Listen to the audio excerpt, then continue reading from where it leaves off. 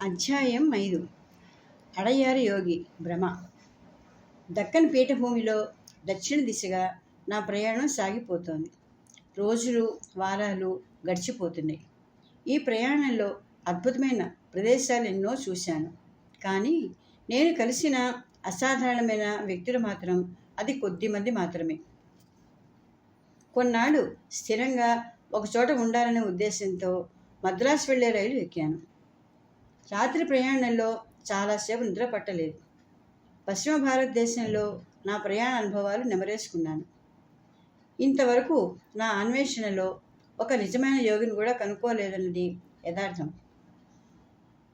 ఇక కృష్ణ గురించి చెప్పనే అక్కర్లేదు. అయితే నిద్రాణ స్థితిలో ఉన్న భారతదేశంలో అర్థం లేని మూఢనమ్మకాలు, వింత ఆచారాలు లెక్కలేనని చూశాను. వీటి గురించి బొంబాయిలో పరిస్థితులు ఒకరు చేసిన సూచనలు, చెప్పిన జాగ్రత్తలు నాకు ఉపయోగపడ్డాయి. కానీ నాకు నేను నిర్దేశించుకున్న యోగుల అన్వేషణ అనే పని మాత్రం కష్టసాధ్యంగానే ఉంది. ఈ దేశంలో పూజనీయులకి, పవిత్ర వర్తనులకి కొదవలేదు. చాలామంది ఉన్నారు. కానీ వారి గురించి నాకు ఆసక్తి లేదు. ఎందుకంటే నా గమ్యం వారు కాదు. నా అన్వేషణలో ఎంతో ఉత్సుకతతో ఎన్నో దేవాలయాల ప్రాకారాల వరకు వెళ్ళినా లోపల ప్రవేశించి నిరంతరాయంగా గంటలు మోగించే భక్తులను చూడగానే ఆ ఉత్సాహమంతా నీరుగారిపోయేది. మద్రాసు నగరం నాకు బాగా నచ్చింది. నగరంలోని యూరోపియన్లతో కాక భారతీయులతో ఎక్కువ పరిచయం ఏర్పరచుకోవడం కోసం నగరానికి 2 మైళ్ళు దూరంగా ఉన్న ఓ ప్రదేశంలో ఓ బ్రాహ్మణ వీధిలో ఇల్లు తీసుకున్నాను. ఇసుక రోడ్లు, మట్టి కాలిబాటలతో ఆ ప్రదేశం 20వ శతాబ్దికి చాలా దూరంలో ఉన్నట్లు కనిపించినా చూడటానికి చాలా బాగుంది. ఇక్కడ ఉన్న ఇళ్ళు విశాలమైన ఆవరణలతో, పెద్ద పెద్ద వరండాలతో శుభ్రంగా ఉన్నాయి. నేను తీసుకున్న ఇంటికి మధ్యలో పెంకులతో వేసిన వసారా, చుట్టూ గదులు ఉన్నాయి. మంచినీళ్లు ఓ పాత బావిలో నుంచి తోడుకోవాలి. ఇక్కడ ఉన్నవి మొత్తం 2 వీధులే. ఈ వీధులు దాటి ఎటు వెళ్ళినా చక్కటి ప్రకృతిని ఆస్వాదించవచ్చు. ఇక్కడి నుంచి అరగంట నడకతో అడయార్ నదిని చేరవచ్చు. ఈ నది దగ్గరలో ఉన్న తాటితోపులు నాకు బాగా నచ్చినాయి. రోజు ఈ నది ఒడ్డునే నడుస్తూ తాటితోపులో తిరుగుతూ కాలం గడుపుతున్నాను. ఈ అడయార్ నది మద్రాసు నగరానికి దక్షిణంగా ప్రవహిస్తూ పోయి సముద్రంలో కలుస్తుంది. ఒక రోజున నది ఒడ్డునే నాకు పరిచయమైన ఒక బ్రాహ్మణ మిత్రుడితో కలిసి నడిచి వెళ్తున్నాను. నా మిత్రుడు ఒక చోట అకస్మాత్తుగా ఆగి నా చేయి పట్టుకొని, మన ఎదురుగా వస్తున్న యువకుడిని చూశారా? ఆయన ఒక యోగి, మీ ఆసక్తికి తగిన వ్యక్తి. కానీ ఏం చేస్తాం, ఆయన ఎవరితోనూ మాట్లాడు అన్నాడు. ఎందుకని మాట్లాడు? ఆయన ఎక్కడుంటాడో నాకు తెలుసు, కానీ ఆయన మాట్లాడటం ఈ ప్రాంతంలో ఎవరూ చూడలేదు. ఇంతలో మాకు దగ్గరగా వచ్చిన ఆ యువకుడిని పరిశీలనగా చూశాను. సుమారు 35 ఏళ్ల వయసున్న ఆ యువకుడు ఎత్తుగా, నల్లగా, దృఢకాయంతో ఉన్నాడు. చప్పిడి ముక్కు, పెద్ద పెదిమలు. అతని ముఖంలో నీగ్రో జాతీయుల లక్షణాలు ప్రస్ఫుటంగా కనిపిస్తున్నాయి. జుట్టుని జడలుగా అల్లి తల మీది వచ్చేటట్టు కట్టుకొని ఓ శాలువ ఒంటి చుట్టూ చుట్టుకొని ఉన్నాడు. మా గురించి అసలు ఏమీ పట్టించుకోకుండా నిదానంగా నడిచి వెళ్తున్న చూపులు నేలలోకి దిగబడినట్లు ఉన్నాయి. మొహం చూస్తే మనసులో ఏదో తీవ్రంగా ఆలోచిస్తున్నట్లు, లేదా నడుస్తూనే ధ్యానం చేస్తున్నట్లు అనిపిస్తోంది. ఈ వ్యక్తి గురించి నా ఆసక్తి మరింత పెరిగింది. ఇంతలోనే ఆయన మమ్మల్ని దాటి వెళ్ళిపోయినాడు. వెనుకకి వెళ్ళి ఆయనతో మాట్లాడదాం పదా అన్నాను. ఏమీ ఉపయోగం లేదు, నా బ్రాహ్మణ మిత్రుడు అడ్డుకున్నాడు. ఒక ప్రయత్నమైనా చేద్దాం. ఆయన గురించి నాకే కాదు, ఇరుగు పొరి వారికి కూడా ఏమీ తెలియదు. అందుకని ఆయన వ్యవహారంలో మనం తల్లొచ్చవద్దు, మళ్ళీ వారించాడు నా మిత్రుడు. కానీ అప్పటికే నేను వెనక్కి తిరిగి ఆ యువకుడిని అనుసరించడంతో నా మిత్రుడు కూడా నాతో రాక తప్పలేదు.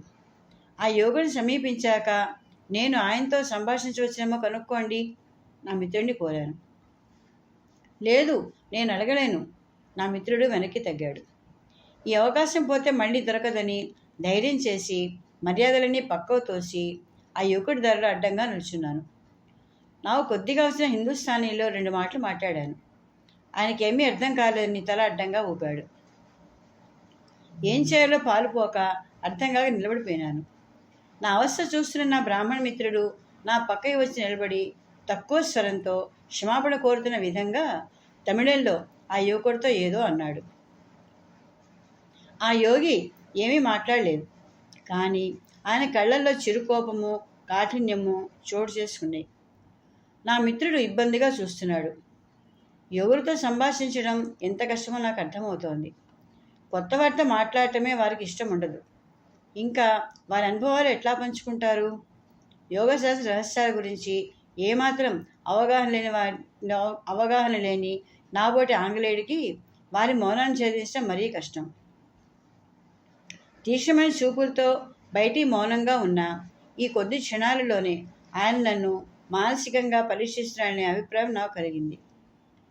నా మిత్రుడు నన్ను మెల్లిగా వెనక్కి లాగుతున్నాడు. ఇంకో నిమిషం అంటే నేను కూడా ఓటమి అంగీకరించి వెనక్కి తిరిగేవాడిని.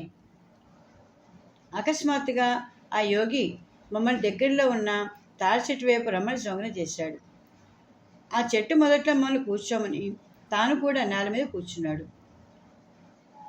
నా మిత్రుడితో ఆయన ప్రశాంతంగా చక్కని తమిళంలో ఏదో చెప్పాడు. మీతో మాట్లాడటానికి ఈ యోగి అంగీకరిస్తున్నారు, నా మిత్రుడు అనువదించాడు.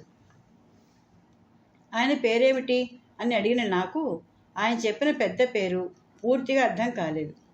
అయితే ఆయన మొదటి పేరు బ్రహ్మ సుఖానంద అని, అయితే ఆయనకి ఇంకో 4 పేర్లు ఉన్నాయని తెలిసింది. ఈ 5 పేర్లు పూర్తిగా రాస్తే ఒక పేజీ సరిపోయేటట్టు లేదు. అందుకని ఆయనను బ్రహ్మ అని గుర్తుపెట్టుకుంటే చాలు అనుకున్నాను.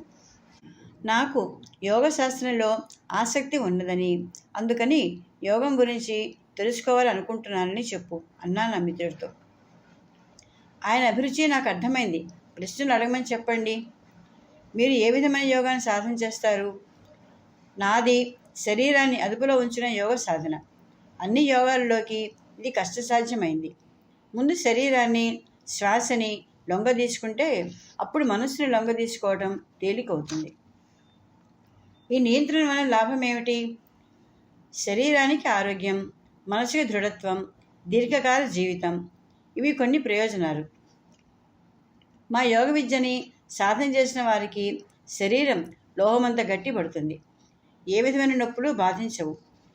మొత్తమందు తీసుకోకుండా శస్త్రచికిత్స చేయించుకున్న యోగి నాకు తెలుసు.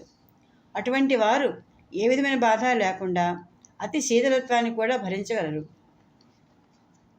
మా సంభాషణ నేను అనుకున్న దానికంటే ఆసక్తికరంగా మారటంతో కొన్ని ముఖ్యమైన విషయాలు నా పుస్తకంలో రాసుకోవటం మొదలుపెట్టాను. బ్రహ్మ అది చూసి చిరునవ్వు నవ్వాడు, కానీ అభ్యంతర పెట్టలేదు.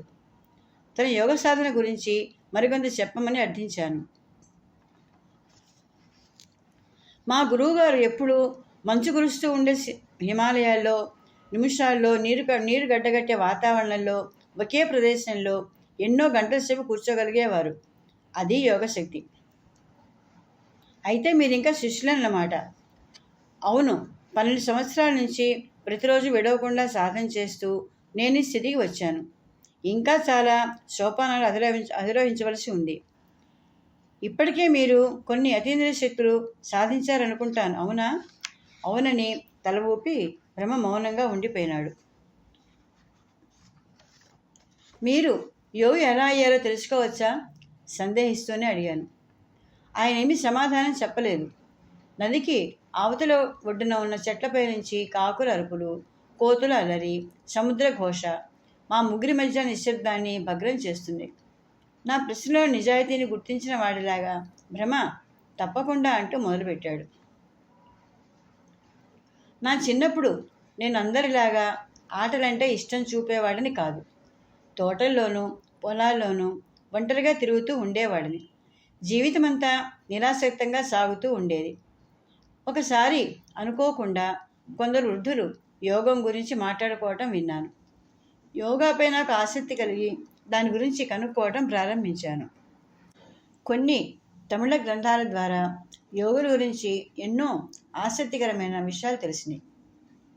ఇంకా తెలుసుకోవాలని తపన పడుతున్న నాకు ఎక్కువ వివరాలు లభ్యం కాలేదు. నేను చదివిన గ్రంథాలలో ఒక చోట యోగ సాధనకి ఒక గురువుగారి సహాయం అవసరం అనే వాక్యం కనపడింది. ఇల్లు వదిలి వెళ్ళి అన్వేషిస్తేనే గురువుగారిని చేరగలని నాకు తెలుసు. కానీ పెద్దలు దీనికి అంగీకరించరు.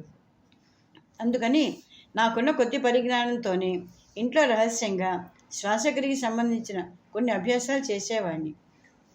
మంచి మార్గదర్శకుడి సహాయం లేకుండా యోగ సాధన చేయటం హానికరమని అప్పటి నాకు తెలియదు. కొంతకాలానికి ఈ అభ్యాసాల ప్రభావం కనిపించింది. నా తల మీద చిన్న కురుపు లాంటిది మొదలైంది.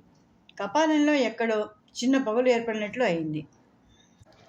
ఆ ప్రదేశంలో రక్తస్రావమై నా శరీరం అంతా చల్లబడిపోయింది. నేను చనిపోతున్నాననే భావన కలిగింది.